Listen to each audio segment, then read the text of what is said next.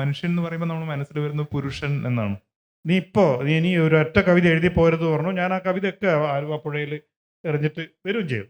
ദളിത് കവിതയായാലും അല്ലെങ്കിൽ ട്രാൻസ്ജെൻഡർ കവിതയായാലും സ്ത്രീപക്ഷ കവിതകളായാലും ഒക്കെ കവിതകളിലേക്ക് കയറി വരുന്നത് വളരെ അടുത്താണ്. എന്തിനധികം ഒരു സ്ത്രീ ചരിത്രകാരി പോലും നമുക്ക് വളരെ വൈകിയാണ് ഉണ്ടായിട്ടുള്ളത്. പുതിയ കാലഘട്ടത്തിലെ കുട്ടികൾ എഴുതുമ്പം ഇതിനൊക്കെ നിലവിലുള്ള ഒരു ലാവണ്യധാരയെയും ഭാവുകത്വത്തെ ഒക്കെ പൊളിച്ചെഴുതിക്കൊണ്ടാണ് സാഹിത്യത്തിലേക്ക് അവർ വരുന്നത്.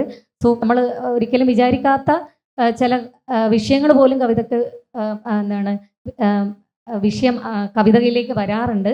കൂടുതൽ സ്ത്രീകൾ കവിതയിലേക്ക് വരുന്നു എന്ന് പറയുന്നത് വളരെ ആകസ്മികമായിട്ട് സംഭവിക്കുന്ന ഒരു കാര്യമല്ല. നമ്മുടെ ഭാഷ തന്നെ സ്ത്രീകളോട് അവഗണന ഫലങ്ങളായിട്ട് കാണിച്ചുകൊണ്ടിരിക്കണം. കവിയാവുക എന്ന് പറയുന്നത് വളരെ എളുപ്പം ആണ് എന്നുള്ളൊരു ധാരണയോ തെറ്റിദ്ധാരണയോ ഒക്കെ ആളുകൾക്കുണ്ട്. കവിത എഴുതുക എന്നതിനേക്കാൾ പ്രധാനം കവിയായി ജീവിക്കുക എന്നതാണ്. ഓരോ കവിതയും എഴുതിക്കഴിഞ്ഞാൽ ആ കവി വലിയ പ്രതിസന്ധിയിലാണ് അകപ്പെടുന്നത്. എല്ലാ കവികളും പ്രത്യേകിച്ച് ഒരു ലാംഗ്വേജ് ആക്ടിവിസ്റ്റ് കൂടിയാണ്. ഒരു കവിതയുടെ മാത്രമല്ല, ഒരു ബഹുകർത്തൃത്വത്തിലാണ് എഴുത്തിനെ കാണേണ്ടത്. തീർച്ചയായും മാഷ് പറഞ്ഞ പോലെ നമ്മളൊരു സ്റ്റാറ്റസ് കോയിലുള്ള അതൃപ്തിയാണ് കവിതയുടെ പ്രധാനപ്പെട്ട ഊർജം. അപ്പോൾ മാഷ് പറഞ്ഞതിൻ്റെ തുടർച്ചയായി തന്നെ പിന്നെ മനോജിനോട് ചോദിക്കാനുള്ളത്, നമ്മളിപ്പം നമ്മളുടെ ഒരു സംസാര രീതി തന്നെ, അതായത് ഈ വായനയെ പറ്റിയിട്ടുള്ള സംസാരം തന്നെ മാറിയിട്ടുണ്ട്. ഞാൻ നിന്റെ കവിത കണ്ടു എന്നാണ് പറയുക, വായിച്ചു എന്നല്ല. ആ കവിത കണ്ടിരുന്നു, ഈ നോവൽ കണ്ടിരുന്നു, അല്ലെങ്കിൽ അത് കാണലാണ്, വായിക്കലല്ല. അപ്പൊ നമ്മളുടെ ആ ഒരു സംസാരത്തിൽ തന്നെ അത് ഓൾറെഡി വന്നിട്ടുണ്ട്. അപ്പൊ ഇത്തരം ഉപരിപ്ലവമായ ഒരു എൻഗേജ്മെന്റ് ആണ് ഈ മാധ്യമമായിട്ട് അല്ലെങ്കിൽ സാഹിത്യമായിട്ട് മനുഷ്യൻ ഉണ്ടായിക്കൊണ്ടിരിക്കുന്നത്. അപ്പോൾ നമുക്ക് തന്നെ അറിയാം, നമ്മൾ എഴുതി തുടങ്ങിയ സമയത്തൊക്കെ നമ്മൾ കവിതയായിട്ട് ഭയങ്കരമായിട്ട് പാഷനേറ്റ് ആയിട്ട് അറ്റാച്ച്ഡ് ആയിരുന്നു. അപ്പോൾ ആ പാഷൻ, അതായത് ഇതിൻ്റെ ഈ ഒരു ബന്ധത്തിൽ അയവ് സംഭവിക്കുന്നുണ്ടോ, ആളുകൾ പാഷനേറ്റ് അല്ലാതാവുന്നുണ്ടോ, ഈ ഒരു മാധ്യമത്തോടുള്ള തീവ്രമായ ഒരു അഭിവാഞ്ച മനുഷ്യരിൽ കൈമോശം വരുന്നുണ്ടോ, ഒരു എഴുത്തുകാരൻ എന്നുള്ള രീതിയിലും ഒരു പ്രസാധകൻ എന്നുള്ള രീതിയിലും കുറച്ചുകൂടി ഉൾക്കാഴ്ചകൾ മനോജിന് പറയാനുണ്ടാവുമെന്ന് പ്രതീക്ഷിക്കുന്നു. തീർച്ചയായിട്ടും. അപ്പോൾ അതിന് ഒരു ഉദാഹരണം ഞാൻ പറയാം. മുമ്പ് നേരത്തെ വിനോദ് സൂചിപ്പിച്ചതുപോലെ തന്നെ കവിത ആ രീതിയിൽ ഗൗരവത്തിൽ വായിക്കുന്ന ആളുകൾ അതിന് സത്യസന്ധമായ അഭിപ്രായം പറയാനുള്ള ഒരു സ്പേസ് ഉണ്ടായിരുന്നു. ഇന്നത്തെ കവിത, ഇപ്പം ഞാനിപ്പോൾ ഒരു ഫേസ്ബുക്കിലൊരു കവിത ഇട്ട് കഴിഞ്ഞാൽ അതിൽ ഒരു 100 ആൾ ലൈക്ക് ചെയ്യുന്നുണ്ടെങ്കിൽ അതിൽ ഒരു 60 ആൾ എൻ്റെ നാട്ടുകാരോ കുടുംബക്കാരോ അല്ലായിരിക്കും. കവിത വായിക്കുന്ന ആളല്ല, അത് അവർ എന്നോടുള്ള ഇതിൻ്റെ മേലെ ചെയ്യുന്നതാണ്. അതേസമയം നമ്മൾ വിനോദടക്കമുള്ള ആൾ ബ്ലോഗിലെല്ലാം എഴുതി വന്നിരുന്നു. അപ്പോൾ അക്കാലത്ത് ഓരോ കവിത എഴുതി അത് സത്യസന്ധമായിട്ട് വിശദീകരിച്ചിട്ട് അതിന് കമൻ്റ് ഉണ്ടായിരുന്നു. അല്ല, നമ്മളൊരു ക്യാമ്പുകളിൽ പോയി കഴിഞ്ഞാൽ, നേരത്തെയുള്ള ക്യാമ്പിലെല്ലാം പോയി കഴിഞ്ഞാൽ, ഇപ്പോൾ മാധവ് മാഷിനെ എല്ലാം ഉള്ള ക്യാമ്പിൽ ഞാൻ ചെറുപ്പകാലത്തെല്ലാം പോയിട്ടുള്ളതാണ്. അപ്പോൾ അവിടുന്ന് ഒരു സബ്ജക്റ്റ് തന്നല്ല കവിത എഴുതി, നമ്മൾ എഴുതിയ കവിതയിൽ ആ വരികളെ വിശകലനം ചെയ്ത് അതെങ്ങനെ അതിലെ ഭാഷ പ്രയോഗിക്കണം എന്നുള്ളതിൽ എങ്ങനെ നമ്മൾ ആശയങ്ങളെ കണ്ടെത്തണം എന്നുള്ളവരുടെ ഒരു ചർച്ചയുണ്ടായിരുന്നു. ഇന്ന് ഒരാളോട് നമുക്കങ്ങനെ പറയാനുള്ള ഇത് ഒരർത്ഥത്തിൽ നമ്മുടെ എഴുത്തുകാർക്കിടയിൽ ഒരു സ്വയം ഒരു ഫാസിസ്റ്റ് ഉണ്ട് എന്ന് പറഞ്ഞതുപോലെ. കാരണം വിമർശന സ്വഭാവം നഷ്ടപ്പെട്ടു എന്നുള്ളത് ഈ സാഹിത്യ, പ്രത്യേകിച്ച് കവിതയിലാണ് അത് കൂടുതൽ. നമുക്കൊരു കഥ വായിച്ചു കഴിഞ്ഞാൽ നമുക്ക് പറയാം ഇതെന്ത് കഥയാണ്, അല്ലെങ്കിൽ ഒരു നോവൽ വായിച്ചു കഴിഞ്ഞാൽ പറയാം ഇതിലൊന്നുമില്ല, കാര്യമായിട്ടില്ല. പക്ഷെ ഒരു കവിത വായിച്ച് അത് ഇതെന്ത് കവിതയാണെന്ന് പറയാനുള്ള ഒരു സ്വാതന്ത്ര്യവും അധികാരവും ഉള്ള ഒരു സാഹചര്യം നമുക്ക് നഷ്ടപ്പെട്ടിട്ടുണ്ട്. അത് തന്നെയാണ് എനിക്ക് തോന്നുന്നത് കവിതയുടെ വലിയൊരു സർഗാത്മകമായ ഒരു പ്രതിസന്ധി എന്ന് പറയുന്നത്. ഞാനിതുപോലെ നേരത്തെ എനിക്ക് ഒരു കവിത ഇങ്ങനെ അയച്ചു തന്നപ്പോൾ, നമ്മളൊരു മാഗസിൻ ഉണ്ടായിരുന്നു, ഒരു ഓൺലൈൻ മാഗസിൻ ഉണ്ടായിരുന്നു. അപ്പോൾ അത് ഒരു കുട്ടി ഇങ്ങനെ കവിത അയച്ചു തന്നു, വളരെ വളരെ മോശപ്പെട്ടൊരു കവിത. അപ്പോൾ അവരോട് ഞാൻ പറഞ്ഞു ഈ കവിത അങ്ങനെ കൊടുക്കാൻ പറ്റില്ല, വളരെ മോശപ്പെട്ടതാണ്. അപ്പോൾ അവർ പറഞ്ഞു എൻ്റെ അച്ഛൻ പറഞ്ഞിട്ടുണ്ട് ഇത് നല്ല കവിതയാണെന്ന്.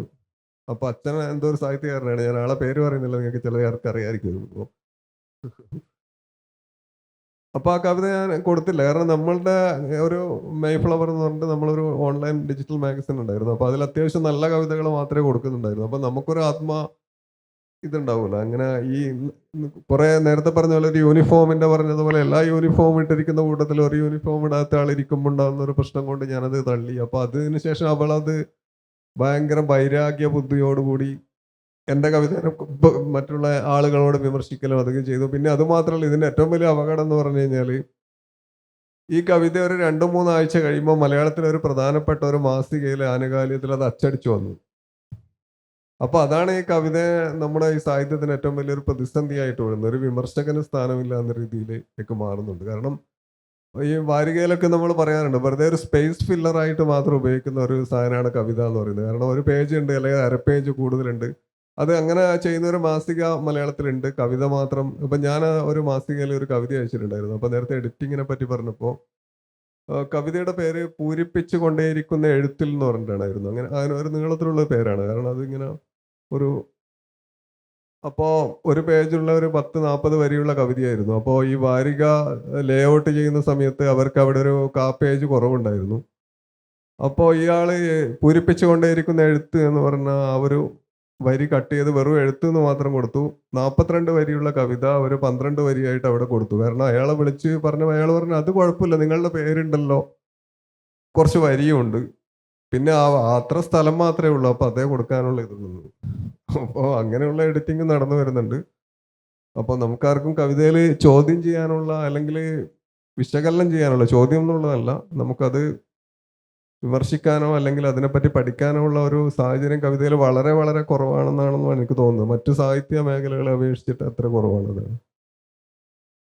അതെ, ശരിക്കും ഇപ്പം ഒരു സാഹിത്യത്തിന്റെ മൂല്യം ആളുകൾ നിർണ്ണയിക്കുന്നത് അതിൻ്റെ ഒരു വിപണി മൂല്യമായി ബന്ധപ്പെടുത്തിയിട്ടും അല്ല അതിൻ്റെ അനുപാതത്തിലൊക്കെയാണ്. അപ്പോൾ ലോകത്തിലൊരു കവിതാ പുസ്തകവും ഫിക്ഷൻ വിറ്റുപോകുന്നത്ര വിറ്റുപോകില്ല. അപ്പോൾ അതുകൊണ്ട് കവികളുടെ പിന്നെ പരാതികളൊന്നും കാര്യമായി എടുക്കണ്ട. കവിത മുഴുവൻ മുറിച്ചാലും അല്ലെങ്കിൽ പകുതി മുറിച്ചാലും അല്ലെങ്കിൽ 2 വരി മാത്രം കൊടുത്താലൊക്കെ കവികൾ സഹിച്ചോളണം എന്നുള്ളൊരു സാധനം ഉള്ളതായിട്ട് പലരും പറയുന്നത് കേട്ടിട്ടുണ്ട്.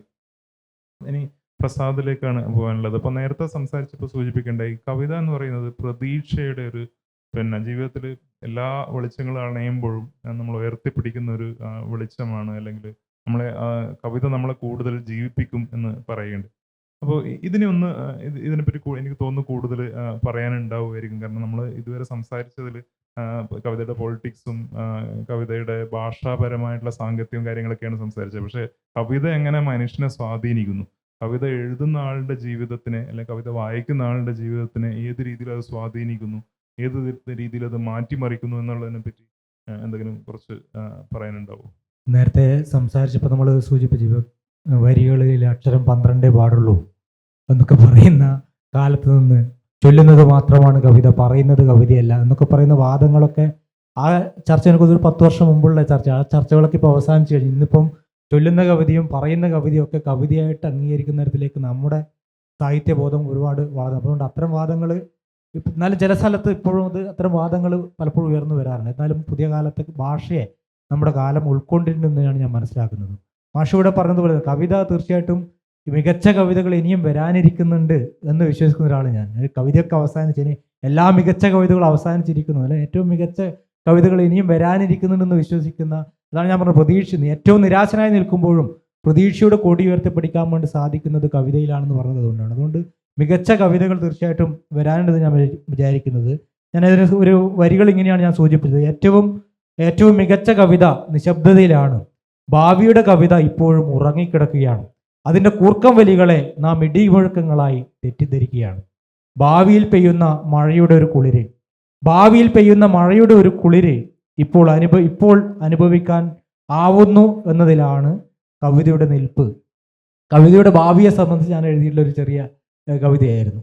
അതുപോലെ തന്നെ മാഷിവിടെ പറഞ്ഞു, നമ്മുടെ പുതിയ കാലത്ത് കവിതയെക്കുറിച്ച് പറയുന്ന സമയത്ത് ഒരു കവിത ഗാന്ധിയെക്കുറിച്ച് പഠിക്കുന്ന കാലത്ത് ഗാന്ധി ഒരു ഉത്തരമായിരുന്നു, ഇപ്പോൾ വലിയ ചോദ്യവും. പാഠപുസ്തകത്തിൽ നിന്ന് ആ വെടിയൊച്ചകൾ മായ്ച്ചു കളഞ്ഞിരിക്കുന്നു. ഒറ്റ ചോദ്യം ബാക്കിയാവുന്നു, ഗാന്ധിയെ കൊന്നതോ സ്വയം മരിച്ചതോ? ഇപ്പോൾ ഉത്തരത്തിൽ ചോദ്യചിഹ്നം പോലെ തൂങ്ങി നിൽക്കുന്നു ഗാന്ധി. ഇതൊരു ഗാന്ധിയെക്കുറിച്ച് സംബന്ധിച്ചൊരു ചെറിയ ഒരു ഗ്രൂപ്പ്. ഇത് നമ്മുടെ ഇത്തരത്തിൽ നമ്മൾ എഴുതുന്ന സമയത്ത് ഇത്തരത്തിൽ എഴുതുമ്പോൾ വിമർശനങ്ങളുണ്ടാവും. സ്വാഭാവികമായിട്ട് ഞാൻ പറഞ്ഞ വൈയക്തികമായത് അപ്പുറത്തേക്ക് വൈയക്തികതയ്ക്ക് അപ്പുറത്തേക്ക് സാമൂഹ്യ പരതയിലേക്ക് കടക്കാനാവുമ്പോഴാണ് ഒരു കവിതയ്ക്ക് നിലനിൽക്കാനാവുന്നത് എനിക്ക് തോന്നുന്നു. അപ്പോൾ നമ്മൾ ചോദിക്കുന്ന ഒരു ചോദ്യം, നിങ്ങൾക്ക് ഒരു വിറക് കൊള്ളിയാവണോ ചന്ദനാഴിയാവണോ എന്ന് പലപ്പോഴും ക്യാമ്പിലൊക്കെ ചോദിച്ചൊരു ചോദ്യമാണ്.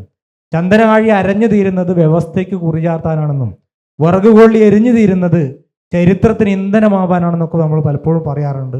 ചരിത്രത്തിന് ഇന്ധനമാവാൻ സാധിക്കുന്ന, നമ്മുടെ കാലത്തെ ഒരു പടിയെങ്കിലും മുന്നോട്ട് നടത്താൻ വേണ്ടി സാധിക്കുന്ന ഒരു എഴുത്ത്, ഒരു ഭാഷ നിങ്ങളുടെ കയ്യിലുണ്ടെങ്കിൽ ആ കവിതയ്ക്ക് കാലത്തെ അതിജീവിക്കാൻ വേണ്ടി സാധിക്കും എന്ന് തന്നെയാണ് എനിക്ക് തോന്നുന്നത്. അതുകൊണ്ട് കാല കവിതയ്ക്ക് ഇനിയും ഒട്ടേറെ മുന്നേറാൻ വേണ്ടി സാധിക്കും. തീർച്ചയായിട്ടും കവിതയ്ക്ക് മുന്നോട്ട് പോകാനുള്ള സാധ്യത ഇനിയും ഉണ്ട് തന്നെയാണ് ഞാൻ വിശ്വസിക്കുന്നത്. നിങ്ങൾ ഏത് മാധ്യമത്തിൽ എഴുതിയാലും ആ മാധ്യമത്തിനകത്ത് നിൽക്കാൻ പറ്റുന്ന ഒരു നല്ല ഉറച്ച ചുവടുവയ്പ് സാധിക്കുന്ന ഒരു സാഹചര്യം ഇന്നും കവിതയ്ക്ക് ഉണ്ട് എന്ന് തന്നെയാണ് ഞാൻ വിശ്വസിക്കുന്നത്. നന്ദി പ്രസാദ്. ഇപ്പോൾ ടീച്ചറോട് അവസാനമായി ചോദിക്കാനുള്ളത്, നമ്മൾ ഇത്രയധികം കവിതകൾ ഉണ്ടാവുന്നു, ഒരുപാട് ആളുകൾ എഴുതുന്നു, ഒരുപാട് കവിതകൾ ഉണ്ടാവുന്നു.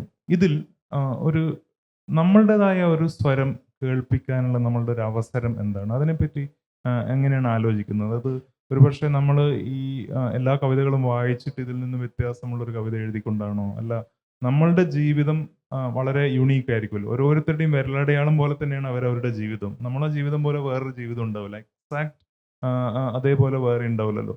അപ്പോൾ എങ്ങനെയാണ് നമ്മളുടെ കവിതയിൽ, അല്ലെങ്കിൽ നമ്മൾ എഴുതുന്ന കവിതയിൽ ഒരു വ്യതിരിക്തത കൊണ്ടുവരാൻ സാധിക്കുക എന്നതിനെ പറ്റി എന്താണ് തോന്നുന്നത്? എനിക്ക് തോന്നുന്നു പുതിയ കവിതയിലേക്ക് കടന്നു വരുന്നവർ ഏറ്റവും പ്രധാനമായി നേരിടുന്ന ഒരു വെല്ലുവിളി അതിലെ ഭാഷ, അതിൻ്റെ ആവിഷ്കാരം, എങ്ങനെ ഒരേ പ്രമേയമായിരിക്കുമ്പോഴും എങ്ങനെയാണ് അതിലൊരു പുതിയ ഭാഷ ഉണ്ടാക്കുക. മലയാള ഭാഷ എന്നുള്ള അർത്ഥത്തിലല്ല, അതിനപ്പുറം കവിതയിൽ എഴുതുന്ന ഭാഷയിൽ എങ്ങനെയാണ് തൻ്റെതായിട്ടുള്ള ഒരു അടയാളം കൊണ്ടുവരിക എന്നുള്ളതാണ്. ഏറ്റവും പുതിയ കാലഘട്ടത്തിൽ ഇപ്പോൾ ഈ മാതൃഭൂമി ആഴ്ചപ്പതിപ്പിൽ വന്നിട്ടുള്ള വെള്ളത്താക്കം എന്ന് പറയുന്ന ഒരു കവിത, അതിൻ്റെ തലക്കെട്ട് തന്നെ എങ്ങനെയാണ് ആ കുട്ടി എടുത്തിരിക്കുന്നത്, പുതിയ കാലഘട്ടത്തോട് സംവദിക്കുന്ന തരത്തിലുള്ള ഒരു തലക്കെട്ടാണ് കൊണ്ടുവന്നിരിക്കുന്നത് എന്നാണ് എനിക്ക് തോന്നിയിട്ടുള്ളത്. യുണീക്കായിരിക്കുക എന്നുള്ളത് നമ്മളുടെ ഒരു കാഴ്ചപ്പാടും അതുപോലെ നമ്മൾ കണ്ടെടുക്കുന്ന, നമ്മുടെ മറ്റുള്ളവർ കണ്ടെടുക്കാത്ത ഒരു രീതിയിൽ എന്താണ് കാഴ്ചകളെ കണ്ടെടുക്കുക. നേരത്തെ പറഞ്ഞതുപോലെ ഈ വിജയരാജ മല്ലികയൊക്കെ ഈ കവിതയിൽ വരുമ്പോൾ അവരെ സ്വയം അഡ്രസ്സ് ചെയ്ത ഒരു കാര്യമുണ്ട്, എഴുത്താൾ എന്ന് പറഞ്ഞിട്ടുള്ളത്. അപ്പോൾ അത്തരത്തിൽ എന്താണ് അത്തരത്തിലുള്ള ഒരു ഭാഷയെ കൂടി ഉൾക്കൊള്ളാൻ പറ്റുന്ന തരത്തിലായിരിക്കണം കവിത എന്ന് തോന്നിയിട്ടുണ്ട്. അങ്ങനെ നമ്മൾ കണ്ടെടുക്കുന്ന ഒരു എന്താണ് വ്യത്യസ്തമായ നമ്മുടെ അനുഭവങ്ങൾ മറ്റാരും പറയാത്ത രീതിയിൽ നമ്മുടേതായിട്ടുള്ള എന്താണ് അടയാളങ്ങൾ വെച്ചുകൊണ്ട് ഒരു പുതിയ ഭാഷയിൽ പറയുമ്പോഴായിരിക്കും അത് യുണീക്കാവുക എന്ന് തോന്നുന്നു. നമുക്ക് ഓരോരുത്തർക്കും ഒരു ചെറിയ കവിത വായിക്കാൻ സമയമുണ്ടാവോ? കവിത ഒരു രാഷ്ട്രീയ സ്വഭാവം കൂടിയുള്ളതാണ്. കവിത അതിരാവിലെ നികിത ക്രൂഷ്ചേവ്. നന്ന പുലർച്ചയിലേക്കാണ് സഖാവ് വന്നത്. വന്നപാടെ വെറൈറ്റി കോക്ടെയിൽ വൈറ്റ് റഷ്യൻ ചെറു ഗ്ലാസിൽ പകർന്ന് അല്പാൽപ്പം നുണഞ്ഞ് ചെറുചിരിയോടെ പറഞ്ഞു തുടങ്ങി, കുട്ടിക്കാലത്ത് ഞാനും ചിരിക്കുമായിരുന്നു. ചിരിക്കാൻ മറന്നുപോയ കാലമാകെ ഒറ്റ വാക്യത്തിൽ വീർപ്പുമുട്ടി നിന്നു.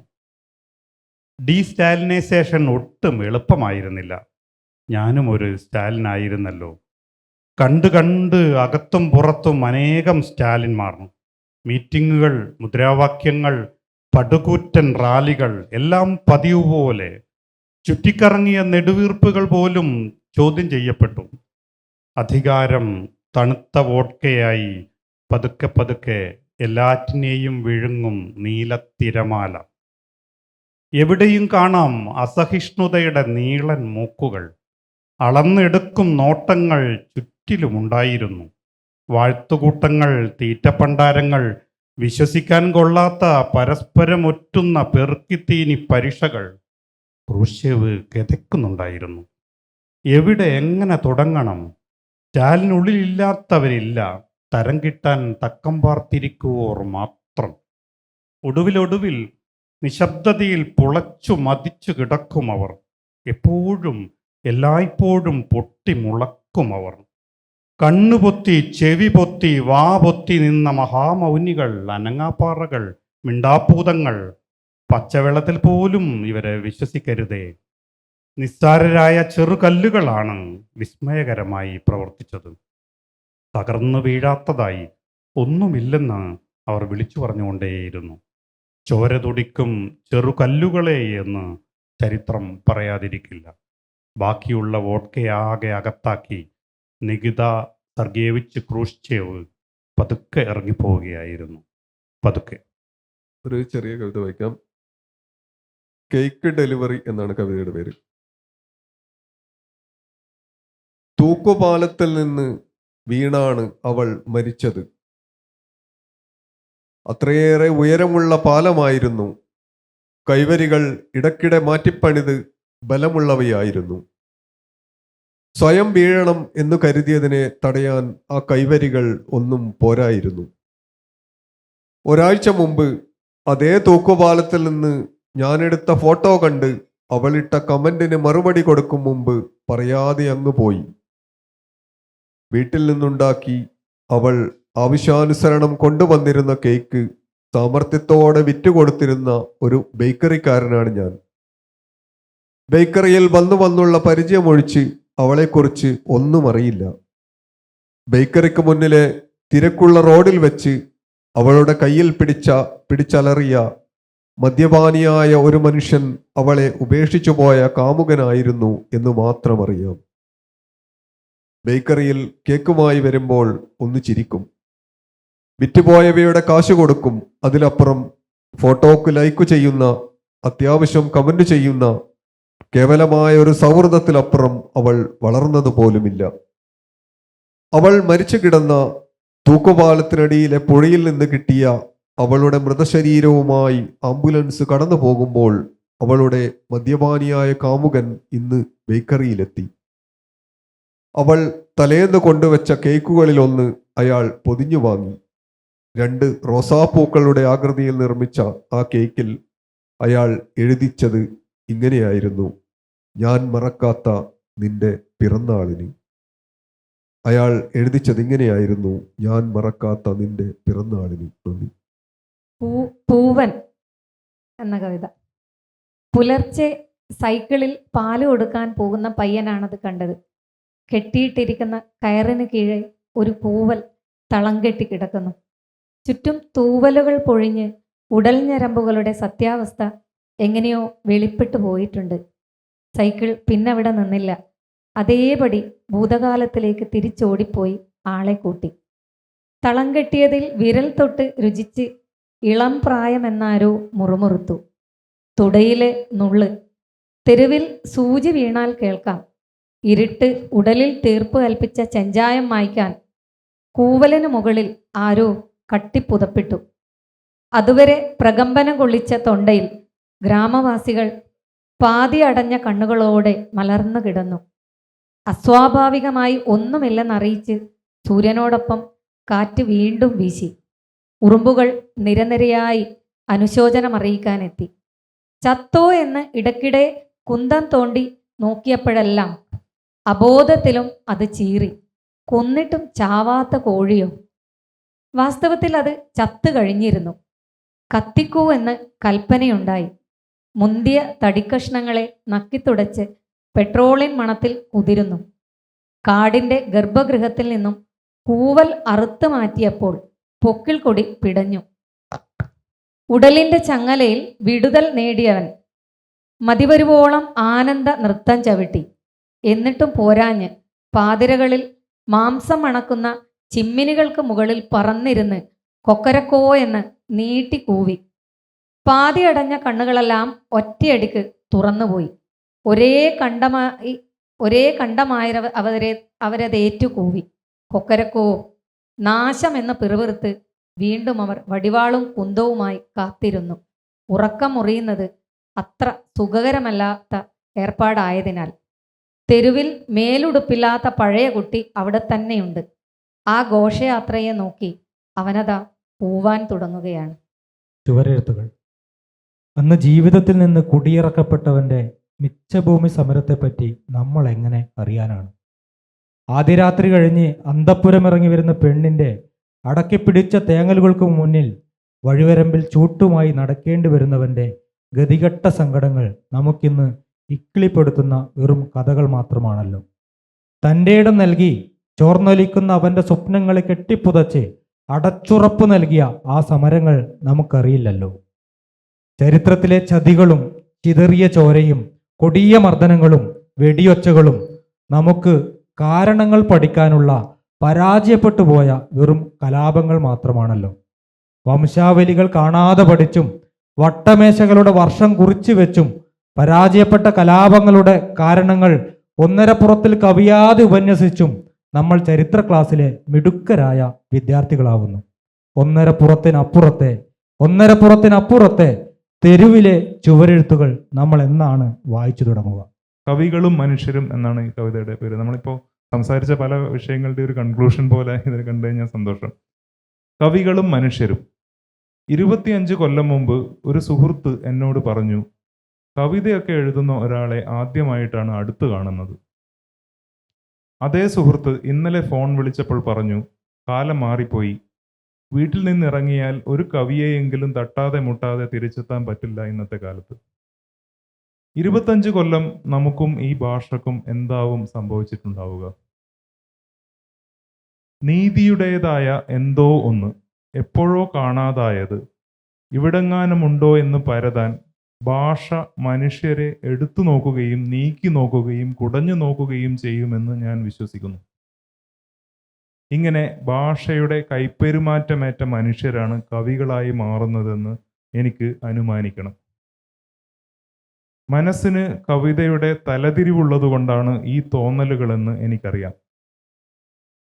ഞാൻ കണ്ടുമുട്ടുന്ന വേറൊരാൾക്കും ഇതേപോലെ പ്രവർത്തിക്കുന്ന മനസ്സുണ്ടാവാൻ സാധ്യത കൂടുന്നത് നല്ല കാര്യമല്ലേ? അതുകൊണ്ട് കവികളുടെ എണ്ണം ഇനിയും കൂടട്ടെ എന്നാണ് എനിക്ക് എഴുതാനുള്ളത്.